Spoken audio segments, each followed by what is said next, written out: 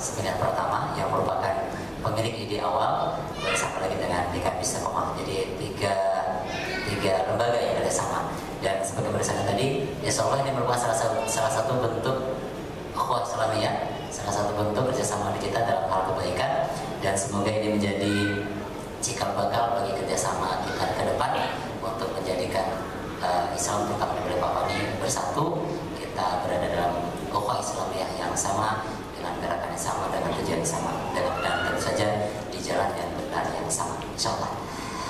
Baik, Bapak Ibu, sampailah kita pada kegiatan utama, yaitu bedah buku tentang konsep bid'ah dan toleransi fikih ini bersama Ustadz Dr. Muhammad Taufik Hulaimi. Sebagai bersama tadi, insya Allah selama 1 jam ke depan atau plus minus 1 jam beliau akan memberikan materi ini. Mari kita dengarkan bersama, kita kaji. Kemudian bila nanti ada pertanyaan bisa disampaikan pada sesi kedua, baik untuk jemaah di sini maupun yang ada di rumah. Sedikit kami sampaikan bahwasanya sebagaimana dikatakan oleh Pak Alidin tadi, masalah perpecahan umat adalah masalah yang sudah berlangsung lama dan kita sangat prihatin terhadap masalah ini. Dan salah satu yang memecah belah umat adalah masalah bid'ah. Ada 2 kelompok besar di masyarakat kita, ada yang satu sering sekali mengeluarkan fatwa bid'ah, tapi kelompok yang lain adalah kelompok yang merasa terpojok dengan fatwa bid'ah ini. Dan kedua kelompok ini yang sukar sekali untuk ditemukan, dan semoga saja melalui dialog dan bedah buku kali ini kita bisa mencari titik temu dan bagaimana kita sebagai satu umat bisa berjalan beriringan menghadapi masalah-masalah yang berkaitan dengan bid'ah serta toleransi dalam masalah fikih ini. Baik, kita mulai saja kajian kita kali ini tentang konsep bid'ah dan toleransi fikih bersama Ustaz Dr. Muhammad Taufik Hulaimi. Kepada beliau dipersilakan.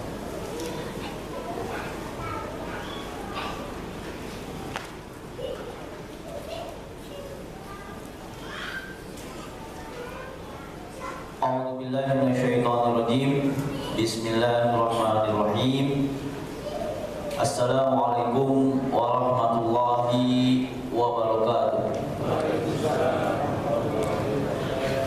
Alhamdulillahirabbil alamin wa bihi nasta'in ala umur dunya waddin.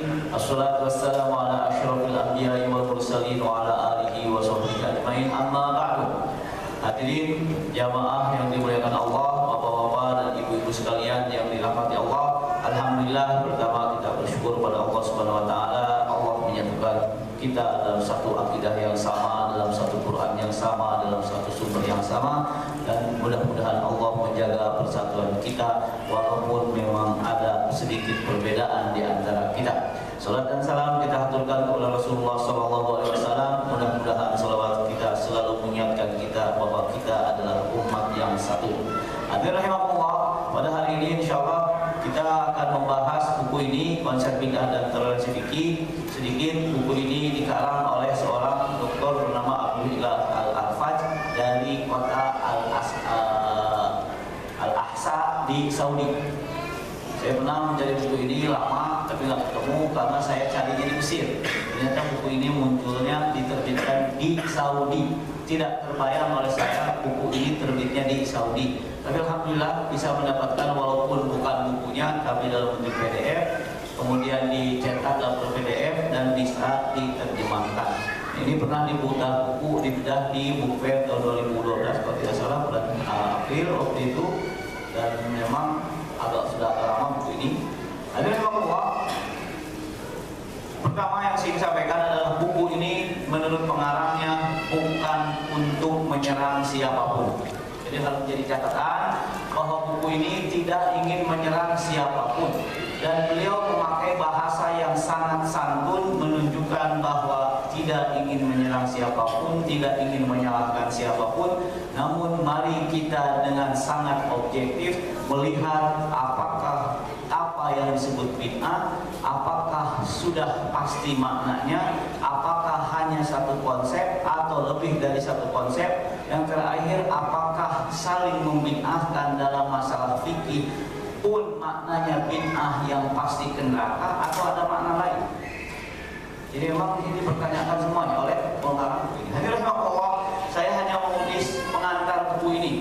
Pengantar penerjemah yang saya tulis di situ adalah tentang al-qat'i wa dhanni. Sederhana, karena 1 jam sebetulnya agak lama ini. Dalam hal qat'i dan dhanni ini ada dalam namanya usul fikih dan fikih. Dalam wacana fikih dan usul fikih ada 2 istilah namanya qat'i dan dhanni. Saya istilahkan qat'i ada kepastian 100% baik dari sisi itu dari Rasulullah atau dari sisi makna, hanya mempunyai satu kemungkinan, kemudian bukan lahan ijtihad, tidak boleh berbeda pendapat. Dalam hal qat'i tegas sikapnya, siapapun mengingkarinya kafir. Ini masalah qat'i. Dan kita biasanya tidak ikhtilaf dalam masalah qat'i karena boleh ikhtilaf dalam qat'i.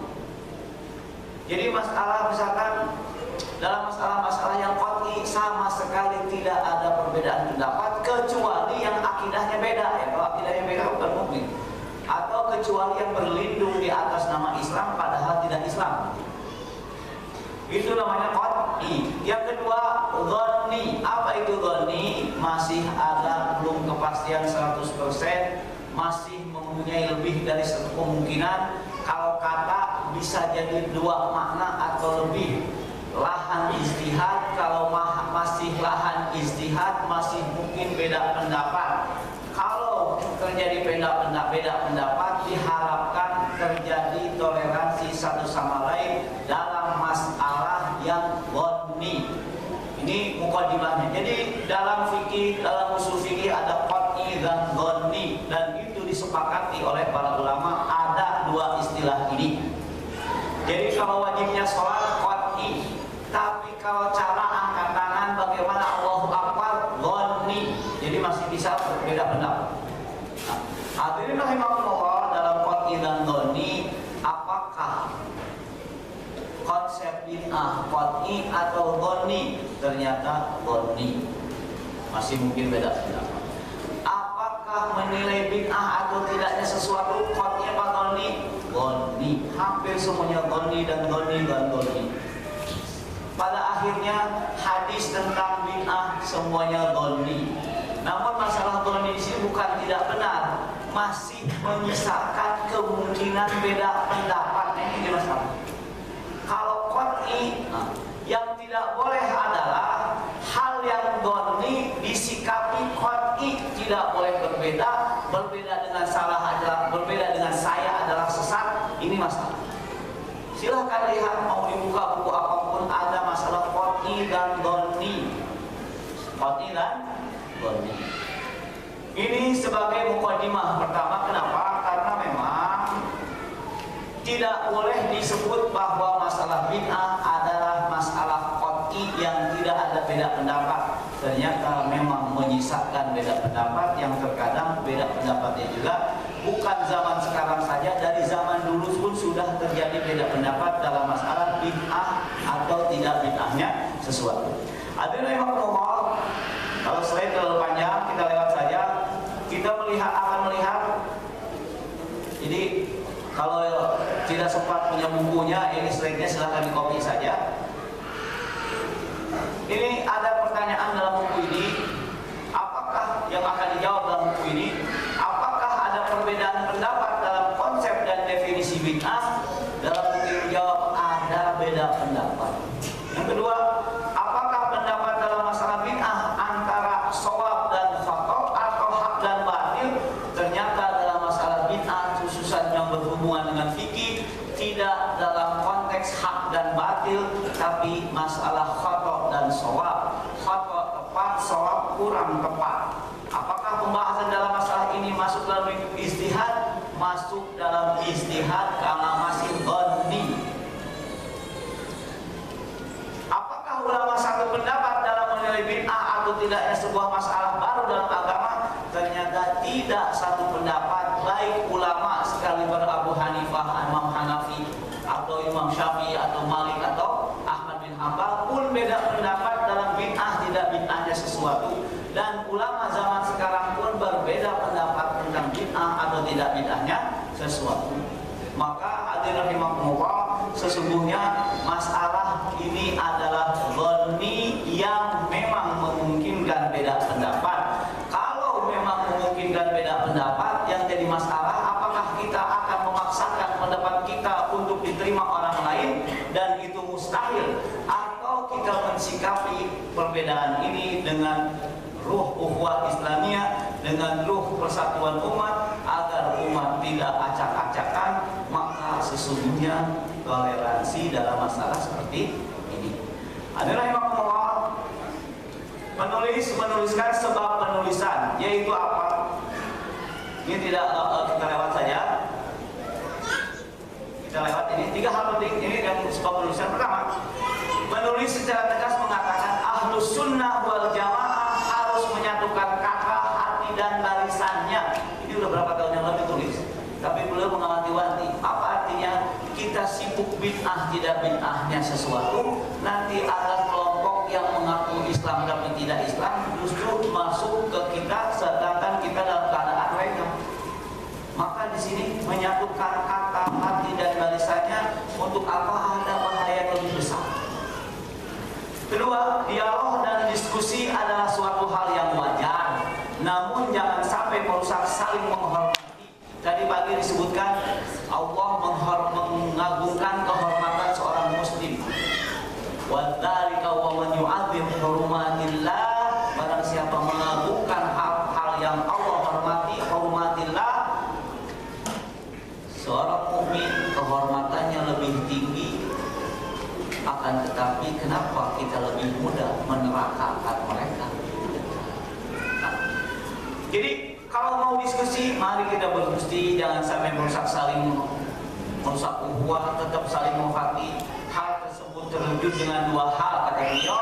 Syarat pertama, diskusi dengan cara ilmiah, dalil dilawan dengan dalil, argumen dibalas dengan argumen. Silakan. Kedua, setiap pihak yang terlibat diskusi hendaknya berpegang dengan adab dialog, jangan mengeluarkan kata yang tidak baik, saling menghormati, jangan merendahkan lawan bicara.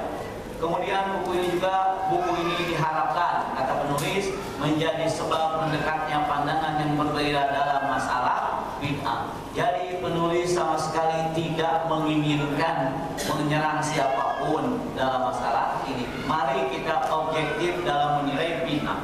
Hadirin rahimakumullah, bahasan pertama dalam buku ini tentang kesempurnaan agama. Agama sudah sempurna, namun yang jadi masalah dalam agama selalu muncul masalah baru. Kemudian penulis mengatakan kalau muncul masalah baru, apakah langsung dihukumi bid'ah atau kita berijtihad? Kata penulis, dalam fikih kalau muncul masalah baru itu orang berijtihad, tidak divonis langsung bid'ah. Memang ada beda pendapat, yang satu berijtihad, yang satu lagi memvonisnya bid'ah dengan prinsip selama tidak dilakukan Rasulullah sama dengan bid'ah. Dan dalam buku ini pun dituliskan pandangan usul fikih dalam memahami hal yang tidak dilakukan Rasulullah SAW. Adalah ini lewat apa yang dilakukan kalau muncul nawazil atau masalah baru dalam ibadah, apakah divonis bid'ah atau tidak? Memang buku ini menuliskan beberapa hal yang tidak pernah ada di zaman sahabat, namun dilakukan di Masjidil Haram dan tidak pernah didengar itu bid'ah. Sebenarnya buku ini sebutkan contohnya adalah doa hatam Quran ketika sholat taraweh setelah selesai Al-Quran 1 bulan dibaca, biasanya tanggal 29 Ramadan setelah Al-Ikhlas dibaca surat terakhir, sebelum ruku langsung doa hatam Quran. Doa hatam Quran panjang lagi. Yang terkadang kalau di Indonesia imamnya lupa itu kunut atau doa hatam Quran, sehingga langsung ruku, salam sujud, rukunya lupa. Yang sibuk makmumnya subhanallah, subhanallah, karena dia kan sebelum ruku. Jadi sebelum ruku langsung doa hatam panjang. Pertanyaannya, kata muadzin dengan penuh beradab dia menanya, maaf, pertanyaannya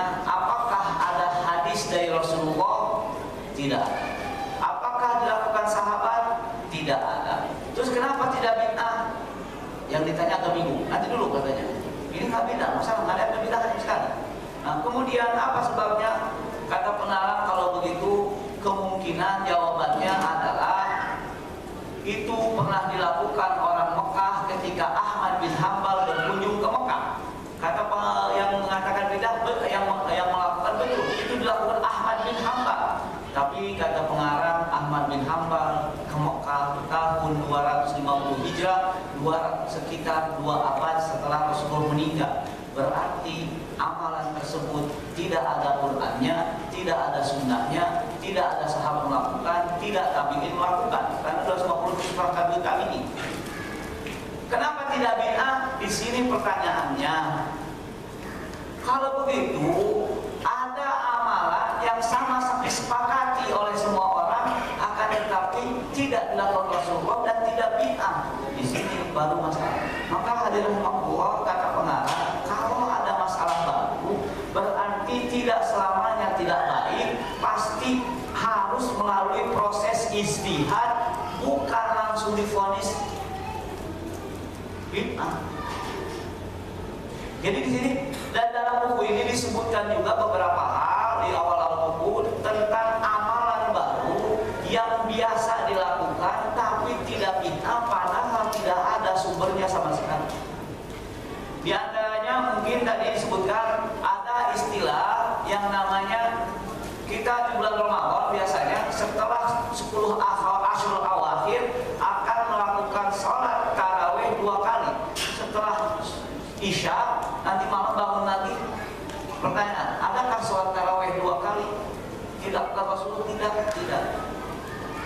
Bid'ah atau tidak? Tidak. Paling tidak ada yang mengatakan tidak bid'ah, ada yang tapi kebanyakan mengatakan tidak bid'ah. Di Masjidil Haram dilakukan, di Masjid Haram Madinah dilakukan. Tidak bid'ah, itulah masalahnya kata pengarang. Kenapa saya tahu? Saya pernah lihat di YouTube beliau menyampaikan masalah itu. Di YouTube ditulis Abdul Ilah Al-Arfai akan muncul video ini. Jadi kalau begitu masalahnya, kalau begitu apa itu bid'ah? Kenapa tidak dilakukan sahabat, tidak ada hadis dan dilakukan di Saudi tapi tidak bid'ah, tapi di Indonesia jadi bid'ah? Ada hal di Indonesia tidak dilakukan sahabat, tidak dilakukan tabi'in, tidak ada hadisnya secara khusus, tidak ada ayat secara khusus, tapi jadi bid'ah. Ini menjadi pertanyaan awal, pertanyaan penulis buku ini, kenapa? Dan banyak hal yang dituliskan di sini, ini hal baru semua dan tidak bid'ah. Kenapa? Sebelum lanjut, buku ini ada bantahannya, namanya Kullu Bid'atin Dhalalah, tapi lebih mengkritik pengarang kenapa sering menyebutkan perbedaan pendapat tentang Maulid Nabi. Tentang Maulid Nabi. Jadi hadirin Allah, kalau ada masalah baru, apakah difatwakan bid'ah atau ijtihad? Kata pengarang, karena pengarang ini orang Saudi, ahli dalam mazhab Syafi'i dan beliau pengajar fikih mazhab Syafi'i. Ahli dalam mazhab Syafi'i. Jadi kalau ada masalah baru bukan divonis bid'ah menurut beliau, tapi biasanya dalam fikih ada ijtihad untuk memberikan hukumnya, apakah wajib, apakah sunnah, apakah mubah, apakah makruh, apakah haram. Jadi menurut beliau harus ada ijtihad, bukan langsung vonis bid'ah. Kemudian Rasulullah Asy'arul Walidain sama di Daud ada. Asy'arul Walidain adalah anak setelah orang tua meninggal, anak membuat jamuan makan malam yang mana diundang orang-orang, diundang tetangga, diundang kerabat, diundang rekan kerja, diundang agar pahalanya untuk yang meninggal. Ada dilakukan Rasulullah, tidak, bermasalahnya bid'ah atau tidak? Kenapa tidak bid'ah? Nah, hadirin rahimahullah, kita lewat ini, kita masuk masalah makna bid'ah. Ternyata definisi bid'ah pun tidak sama. Menulis tentang satu kelompok, diantaranya mungkin itu sekitar 15 ulama yang mengatakan di sana ada bid'ah yang diterima. Memang tidak